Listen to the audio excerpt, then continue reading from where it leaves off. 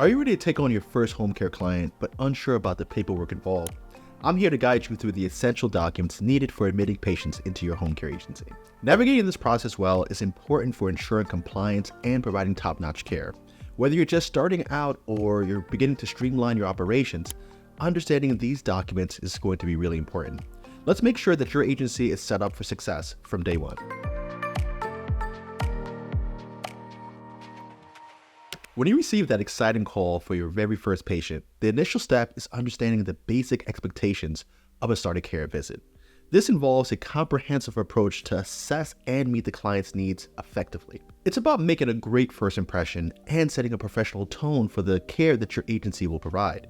Ensuring a smooth start will help build trust and satisfaction with the client and their families right from the beginning. Now, when you start in care for a family that is utilizing some sort of insurance product, whether it's Medicaid or some sort of commercial insurance, you're going to expect that you're going to start this service alongside the care professional that's going to be treating that client. Now, if you're a skilled home care agency, you may do this out of tandem, but for your non-skilled agencies that are going to be providing personal care, you usually want to do your initial assessment and admission visit alongside the start date of care. The reason for this is twofold. Usually by regulation standards, the admission should be done within 48 hours of receiving the start of care signal. So you want to make sure that you're meeting that obligation, but at the same time, you don't want to have to duplicate a visit to supervise the staff. You see, when your nurse is doing that initial assessment, they're designing the care plan for that particular client, and it's a great opportunity to educate the family, the patient, and the caregiver while supervising their care. So you pretty much kill like 3 birds with one stone. Now, for all you private paid folks that might be providing companion care, this may go a little differently. You may have this initial admission assessment being done at the time that you're even meeting the patient for the first time. What I recommend is that whoever your admitting RN is should go to the patient's home, do a head-to-toe assessment. Whether it's paid or not, I usually recommend trying to get it done unpaid because that gets you into the home and allows your nurse to sell for your agency. But if you go in there and you have your initial admission packet and you do everything else that's associated with that, you, again, establish the relationship with the patient. It's better to send a nurse in than a sales rep in that is just trying to convert that person from a lead to someone that's on your roster. It feels a whole lot different when it's coming from a healthcare professional. So if you follow these tips, what you're going to do is put yourself in a great position so that you are establishing your agency, establishing that sort of care with a good personal touch with an RN. And at the same time, if you're doing your supervision visits and you're doing your sort of care within 48 hours of having the initial authorization given, then you're also meeting the state's guidelines and reducing your chance for having a deficiency in your survey. Now, to ensure a thorough and compliant patient admission process, you'll need several key documents. These documents include your admission pamphlet, which provides clients with information about your agency and what to expect in their care.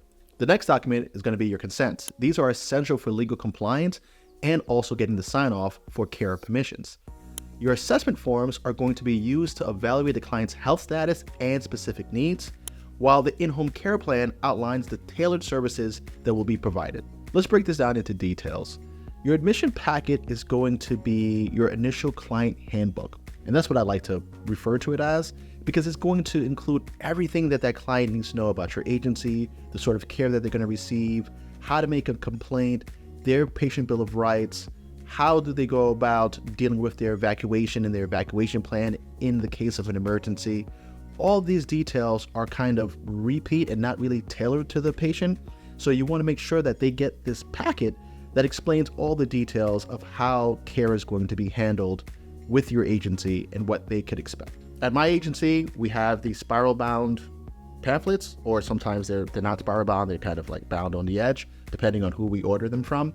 But it covers all those details and is personalized to our agency. And I highly recommend that you go out and do the same when you're creating your admission packet. As far as the consent forms, this is usually just a long list.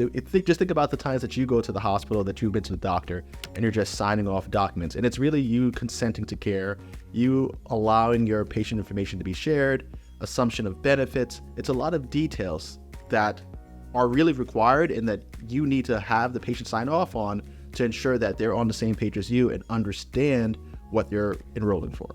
The assessment forms altogether are a monstrous document. These could be anywhere from 8 to about 20 pages, depending on the spacing of the information in the fields. But you could expect that this is going to cover a head-to-toe assessment. So this is going to be the patient demographics, all of their body systems, their medications, their allergies, and any other specifics as it pertains to them and their body system. This gives you all the information on the patient's current condition and allows for the care plan to be designed.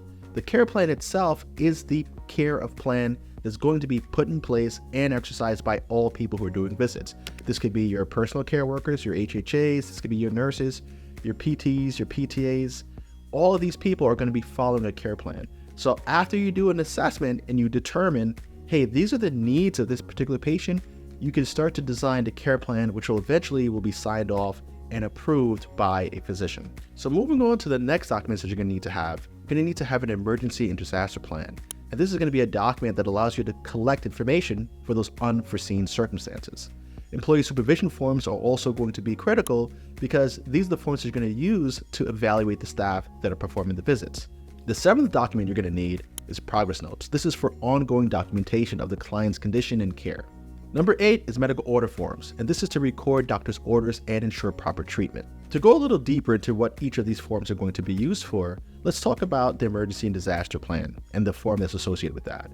What that's going to do is capture all of the demographic information that's needed. So that's going to be the basics on the patient and also the emergency contacts that patient has. Who is their emergency contact? Are they family? Where do they live?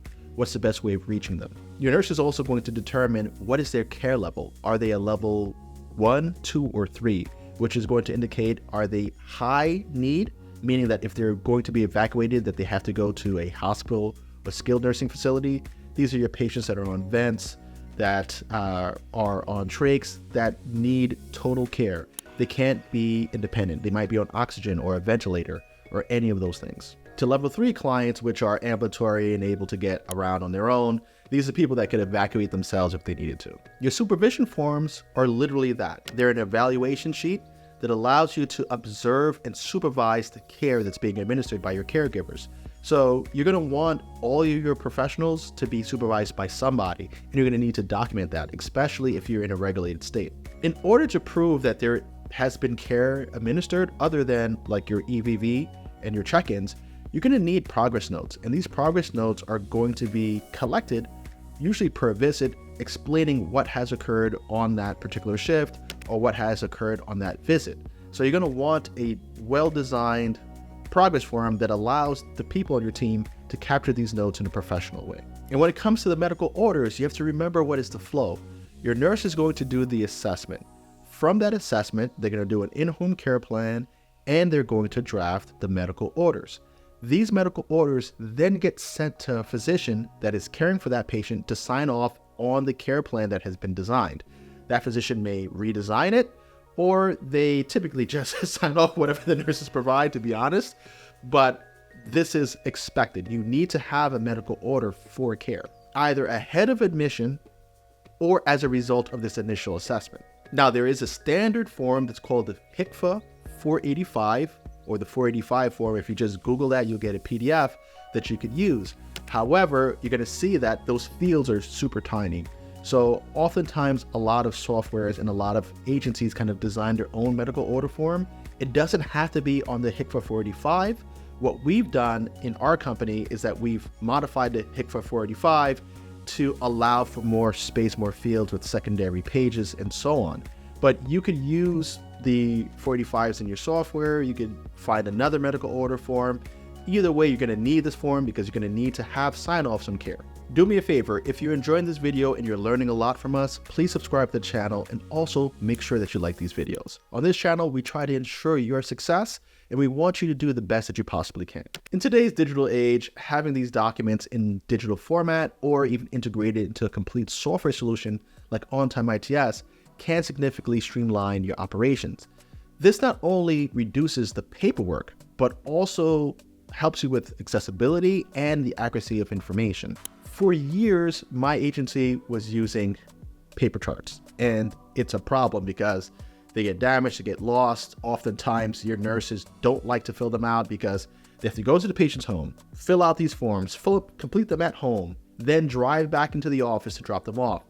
What happens is you'll get a nurse that goes out there, does 20 assessments, and doesn't come back with the notes for weeks. Sometimes they just go cold and missing, and now you have to have those patients reassessed, and it throws everything off. So moving away from paper is really important because it's going to really improve and streamline how you're going about the business, and also reduce the risk of those documents getting lost, damaged, caught in a fire, flood. Recently, we had some old records get destroyed by floods. So I understand the hardships of that. Now, a lot of early stage agencies choose to kind of go with paper charting because they don't have the money to invest in a software. But that's why we developed On-Time ITS the way that we did. We built our own software from the perspective of an owner-operator, taking into consideration all the things that are hardships in running these sort of agencies. So as a startup, you may be expected to spend $2,000 to $3,000 on just your software, and you don't even have your first patient yet. To me, that's always sucked, and one of the things that I didn't like early on. So what we did with On-Time is we brought the price down to $99 a month as your starting point. Now, you could pay up for customized training and more attention, but that's not necessarily needed because it's a pretty intuitive software, and we provide you with online training that is self-directed. Now, within On-Time, you're able to onboard your employees, you're able to onboard your patients, maintain their medical records, maintain their schedules, do your billing claims, your payroll calculations, and a bunch of reporting. So again, it's not just about digitizing these forms, it's really about running a complete practice and having everything in the same place. Also, when you sign up to On-Time, we'll include these raw documents inside your documents folder in the admin panel so that you could print them out, use them however you'd like. Embracing technology can transform how you manage your agency, making processes more efficient and allowing you to focus more on what matters the most, which is patient care. If you're looking to build an agency that can generate significant revenue, consider registering to our home care course, where I teach the strategies that have helped me build an agency that generates over $1 million a month now. Visit our website to sign up and start your journey to becoming a top-tier home care provider. At Passive Workforce, we're always here to help and eager to work with you to help you achieve the success that you envision for your agency. You could call us, book a one-on-one call, and even have us set up your agency for you. Until the next one, take care.